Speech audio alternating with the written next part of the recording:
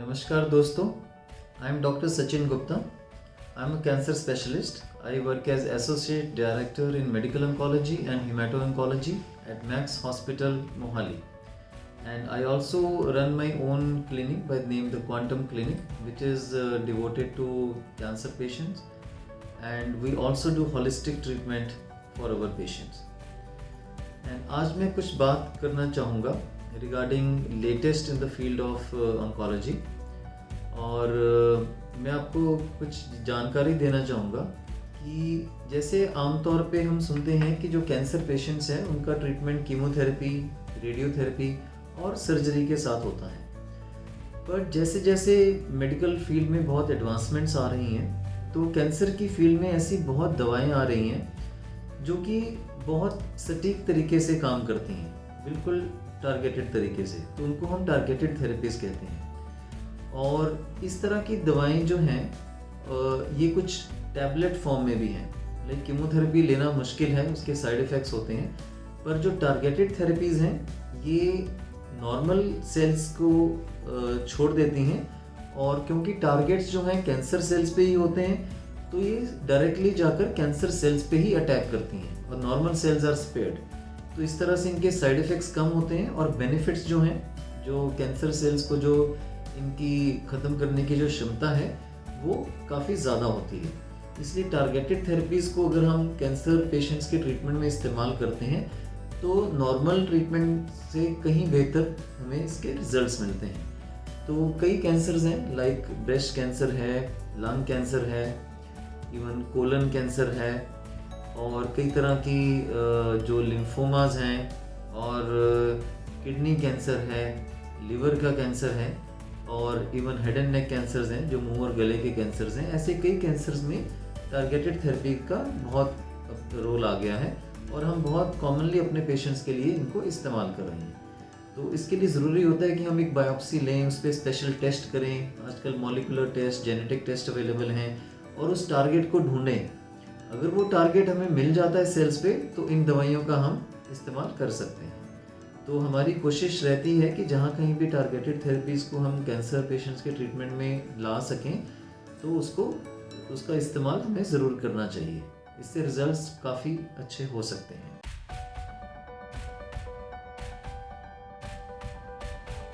अब मैं आपको कुछ इम्यूनोथेरेपी के बारे में जानकारी देना चाहूँगा. जैसा कि हम जानते हैं कि हम सबके शरीर में जो कैंसर सेल्स हैं वो बनते रहते हैं, और हमारे शरीर की जो एक अंदरूनी ताकत है जिसको हम इम्यूनिटी बोलते हैं, इम्यूनिटी के सेल्स इन कैंसर सेल्स को ख़त्म करते रहते हैं समय समय पर, और कैंसर को बनने नहीं देते हैं, उसको बढ़ने नहीं देते हैं. बट जब कैंसर हो जाता है तो डैट मीन्स उस पेशेंट की इम्यूनिटी कम है और कैंसर सेल्स को ये चांस मिल गया कि वो बढ़ सकें और एक ट्यूमर बन चुका है. सो कुछ दवाइयाँ ऐसी आ गई हैं जिनको हम इम्यूनोथेरेपी बोलते हैं. और इम्यूनोथेरेपी दवाइयों का एक बड़ा यूनिक मैकेनिज़्म है. और ये दवाइयाँ क्या करती हैं, जब हम इन दवाइयों को और इन इंजेक्शंस का इस्तेमाल करते हैं पेशेंट्स के लिए, तो अंदर जाके ये कैंसर सेल्स की जो उनको जो इम्यूनिटी के सेल्स से जो बचने की जो ताकत है, उस ताकत को वो ख़त्म करती हैं. और दोबारा जो कैंसर सेल्स हैं हमारी इम्यूनिटी के सेल्स को के शिकार हो सकते हैं, और इम्यूनिटी के सेल्स इन कैंसर सेल्स को फिर ख़त्म कर पाते हैं.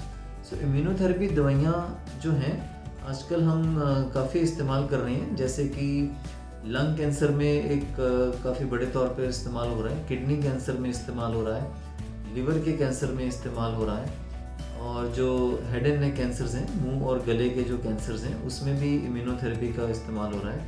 और भी कई बीमारियां, और भी कई तरह के कैंसर्स हैं. सो ये इंजेक्शंस जो हैं कोई 2-3 हफ्ते के अंतराल पर लगते रहते हैं, और इसके साइड इफ़ेक्ट्स भी कम हैं. सो जहाँ कहीं भी पॉसिबल हो हम इम्यूनोथेरेपी को भी अपने पेशेंट्स के ट्रीटमेंट में वी कैन इनकॉर्पोरेट. और अभी ये कुछ दवाइयाँ महंगी हैं, बट जैसे जैसे समय बीतेगा इन दवाइयों की जो कॉस्ट है, जो इसका वो है, उसके काफ़ी कम हो जाने के आसार हैं. सो एक बड़ा यूनिक मैकेनिज़्म है. हमारी कोशिश रहती है कि जहाँ कहीं भी इम्यूनोथेरेपी का रोल है हम ऐसी दवाइयों का ज़रूर इस्तेमाल करें.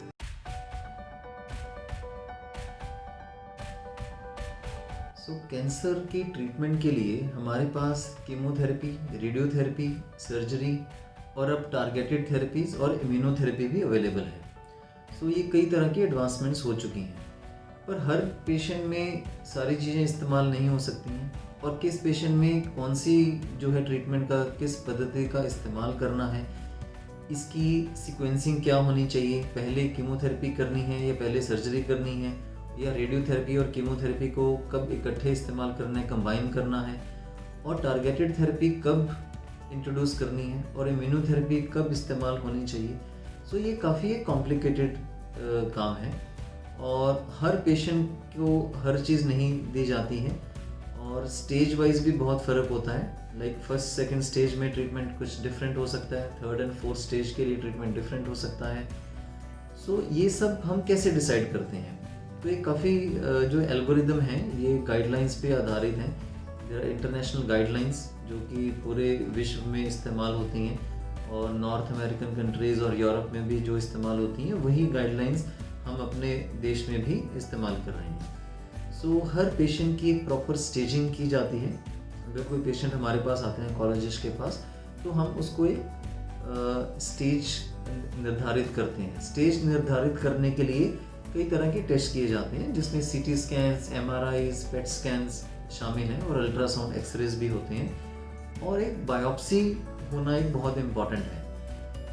बायोप्सी मतलब उस ट्यूमर में से उस कैंसर के जो अंदर जहाँ पे भी कैंसर है बॉडी में वहाँ से एक पीस लिया जाता है छोटा सा और उस कैंसर के जो उसमें सेल्स आ गए हैं उनको स्टडी किया जाता है और उस पर कुछ मार्कर टेस्टिंग की जाती है और कुछ मॉलिक्यूलर और जेनेटिक टेस्टिंग भी की जाती है और इससे हम ये जानकारी प्राप्त करते हैं कि ये किस किस्म का कैंसर है, क्योंकि कैंसर कोई एक बीमारी नहीं है, उसकी आगे बहुत किस्में हैं। जब ये किस्म निर्धारित हो जाती है और कुछ टारगेट हम उस पर ढूंढ लेते हैं और कुछ स्पेशल टेस्ट करके ये जानकारी भी हासिल करते हैं कि क्या ये पेशेंट और इसका कैंसर जो है इसको टारगेटेड थेरेपी इसमें काम करेगी, क्या इस पेशेंट में इम्यूनोथेरेपी काम करेगी। जब टारगेट्स और ये जो हमें जानकारी मिल जाती है उसके हिसाब से हम जो है दवाइयों का चुनाव करते हैं। आज की डेट में अगर हम किसी कैंसर का इलाज कर रहे हैं तो एक प्रॉपर बायोप्सी होना और उस पर ये सारे टारगेट्स की जानकारी हासिल करना बहुत ज़रूरी है। एक प्रॉपर स्टेजिंग और प्रॉपर बायोप्सी, प्रॉपर डायग्नोसिस अगर हमारे पास होगा तो हम अपने पेशेंट के लिए बहुत एक अच्छे ट्रीटमेंट की प्लानिंग भी कर सकते हैं। I would request all my patients कि वो अपने ट्रीटमेंट के लिए जो टेस्ट करवाना चाहते हैं, जो जानकारी हासिल करना चाहते हैं, उसके लिए पूरा सहयोग दें। फ्रेंड्स, अगर आपको कोई कैंसर के विषय में जानकारी चाहिए, you want to take any opinion, any checkup और कोई डाउट्स हैं, आपका ट्रीटमेंट ऑलरेडी कहीं चल रहा है and you want second opinion, एक दोबारा से आप अपने सारे रिकॉर्ड्स जो हैं वो दिखाना चाहते हैं, उसके बारे में जानकारी चाहते हैं और ट्रीटमेंट के विषय में कि और ट्रीटमेंट को कैसे बेहतर बनाया जा सकता है, तो आप मुझसे संपर्क कर सकते हैं and you can contact me at I am available at max hospital in Mohali and at the quantum clinic in sector 80 Mohali. और आप अपने रिकॉर्ड्स जो हैं सारे एक PDF फाइल या उसके पिक्स जो हैं भेज सकते हैं और हम वीडियो कंसल्टेशन और ऑनलाइन कंसल्टेशन के लिए भी अवेलेबल हैं। एंड आप हमारे जो एड्रेस हैं और फ़ोन नंबर्स हैं वो इस वीडियो में देख सकते हैं and you can send us your message and our team will get back to you and we are very ready to help you. Thank you.